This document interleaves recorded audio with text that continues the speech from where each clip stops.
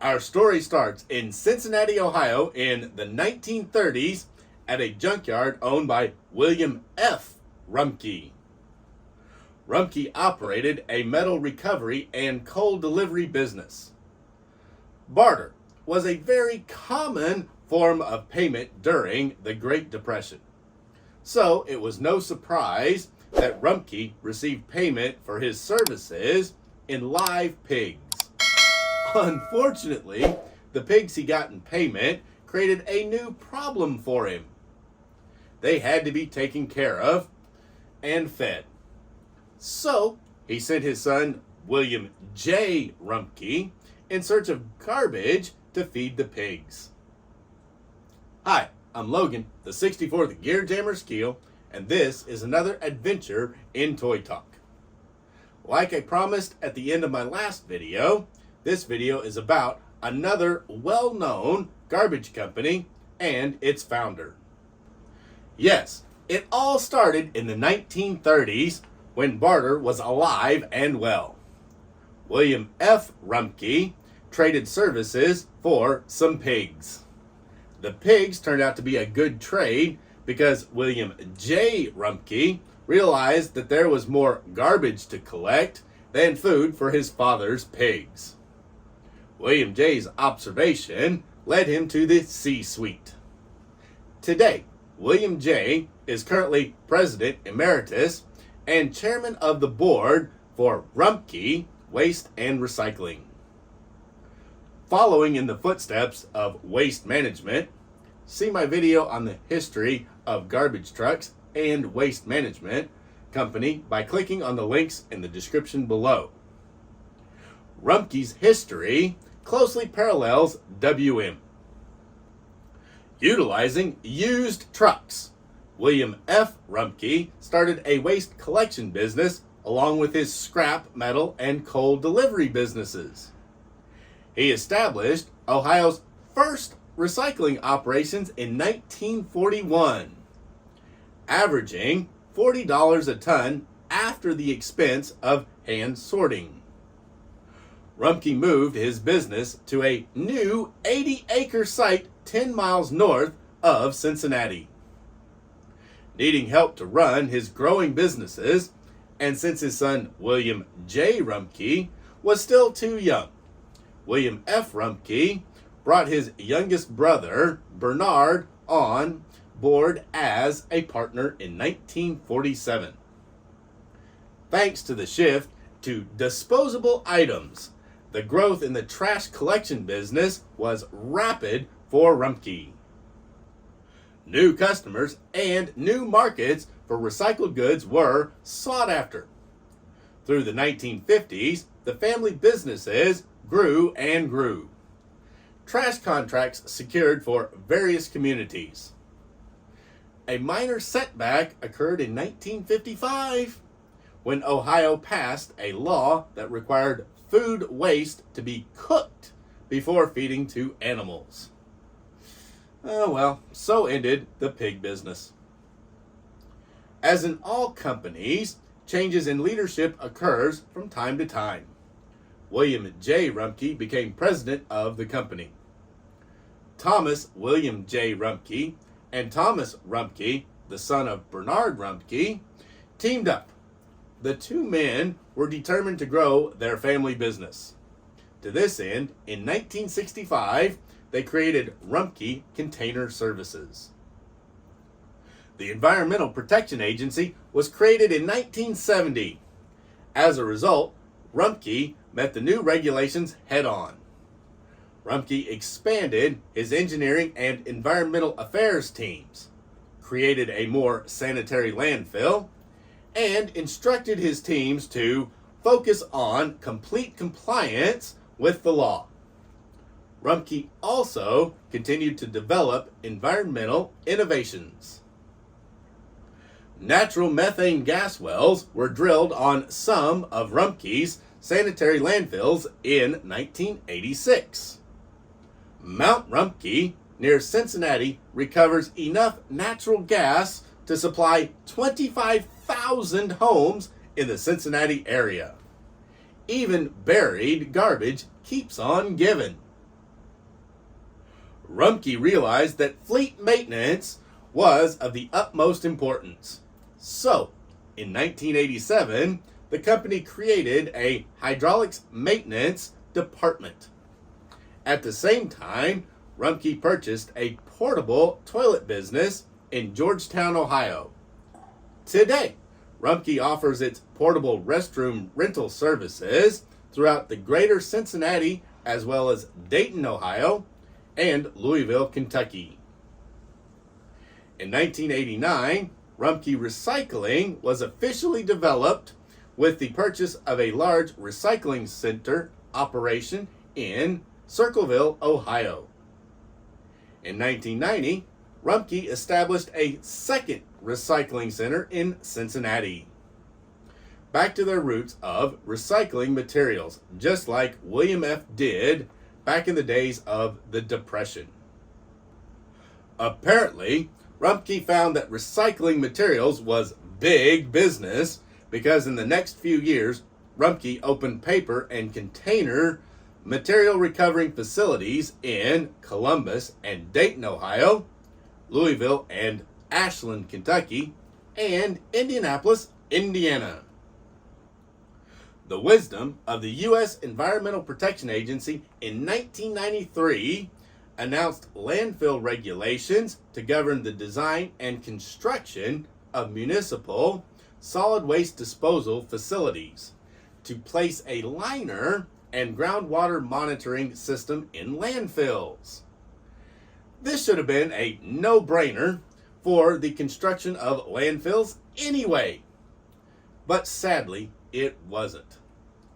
To remain in business, Rumpke complied with the EPA.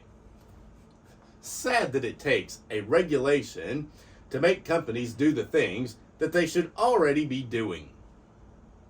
Rumpke currently has operations in Ohio, Kentucky, Indiana, and West Virginia. Rumpke also has small-scale operations in toy truck collections around the country. First Gear has made a few models of Rumpke's trucks that were internal releases for Rumpke and very hard to get on the secondary market. Since I haven't been able to get one of those, let's look at a custom that I made. And here we go, folks. This is one of my customs. I don't do tons and tons of customs. I know lots of guys do customs, but I don't do a whole lot of them. But occasionally I do one. And I've done some other videos, and you guys have asked if I did about my customs. So here we go. This is one that I just finished up. It is based on the 1/34 scale Mack Granite MP series with the McNeilus rear load garbage truck body on it. A really, really nice piece that they came out with and did in blank white. And I have changed it up so it is a Rumpke. Their 34 scale one comes with two of these little Herbie Kirby's, and the lids do open on them. The wheels do roll, and they did a really nice job. I added the Rumpke logos on them. In reality, they should have been brown because Rumpke uses the brown Herbie Kirby's, but the truck came with white, so I just went on and put white on it. And it did come with two of them, and they're really nice. They're all plastic with, just some metal for the rods and the place it hooks it up onto the back of the truck. It is the Mack Granite. It is a 1/34 scale, so it is a pretty big size model here. I mean, if you look, there's my hand in relation to it. It is actually a big model. The hood opens, but the doors do not open on this one. The cab doors don't. However, they did roll the window down. It has mirrors that are not factory installed. You have to install them. They are chrome plated. Turned up, other chrome parts. The roof lights here, bullet style, which are nice chrome plated with orange paint for the amber lenses and a single air horn on top. Chrome fuel tanks, chrome steps, chrome air tanks, chrome grab bar, chrome insert here around the air intake, little black tampo for the strap that holds the hood down, black tampo for the door handle. Rides on 10-hole chrome wheels, front and rear, big floats on the front and duals on the rear. It has a mud flap here hanging down from the bed, and on the front of that mud flap it says McNeilus. And then there's a mud flap back here hanging down under the back of the box, and unless I raise it up, you can't really see it, but it does say Mack. The ejector inside does not move. It looks like it's a separate piece, but it doesn't move. However, the door does open, and when we go around to the back, the compactor, the crusher, which scoops the stuff and dumps it in, it folds up and down. So that's working parts. Plus it has this little piece here, which is to raise and dump the little cart in, the little Herbie Kirby.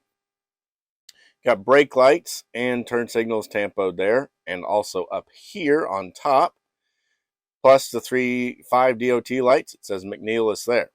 It's got tampos for warning lights, and then to be a Rumpke truck, I added this slow down to get around graphic and the truck number of 84176. That number is multiple times on the truck.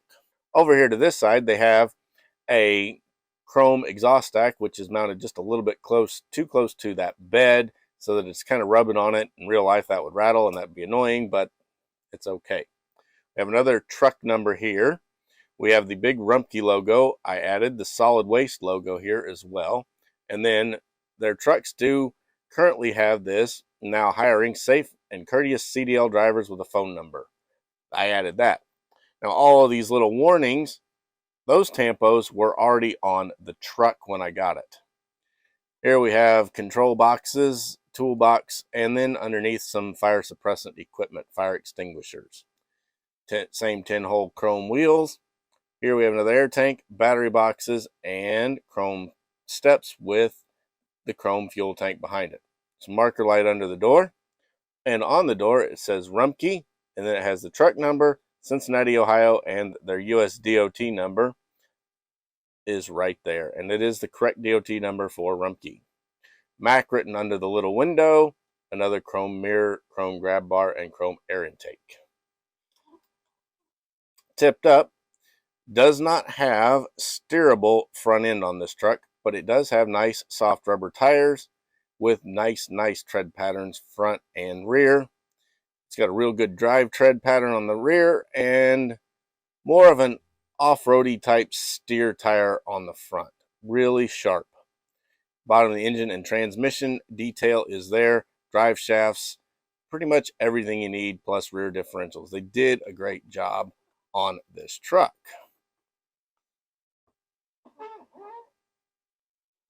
On the front here, individual jewel style headlights with some tampo of gray so that it looks like they have the black bezel, and then some little clear yellow Tamiya for the amber turn signals that are molded in. The bumper is here, and it does look like it's a little bit crooked, but that's okay. It's not too far off. We got Mack written in the grill, just like the Granites have. The bars on the grill are hot stamped in silver, just like the Mack is, to make them look like they're chrome plated. And then we have the chrome bezel around there, which is a separate piece that's attached to the hood. As you can see, when they open up, the grill stays behind, which Mack does. And then the surround piece goes around that. That way it's easy to have this nice big push bumper to protect the grill.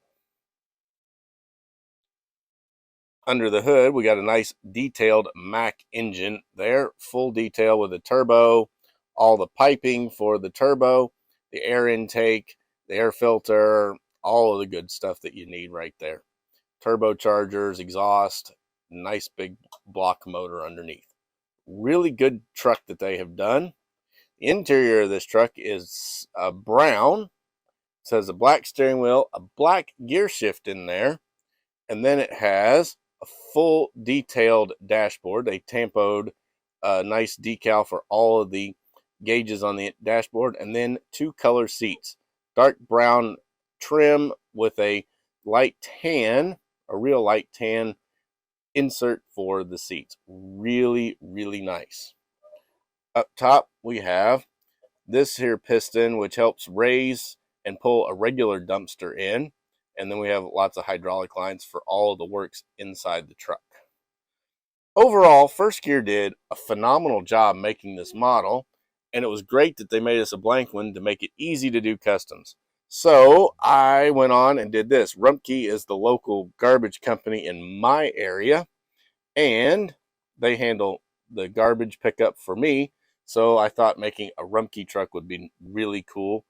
And they do have some trucks now that are red, but the one that comes through my neighborhood most of the time is a rear load with all white. So that's why I replicated this one. It's very much like what comes through our neighborhood. And then we also have the two little Herbie Kirby's. The 34 scale Mack Granite MP series with McNeilus rear load garbage body for Rumpke. It is a 134 scale diecast model that has been customized by me for Rumpke, since I never can seem to get my hands on an official Rumpke release.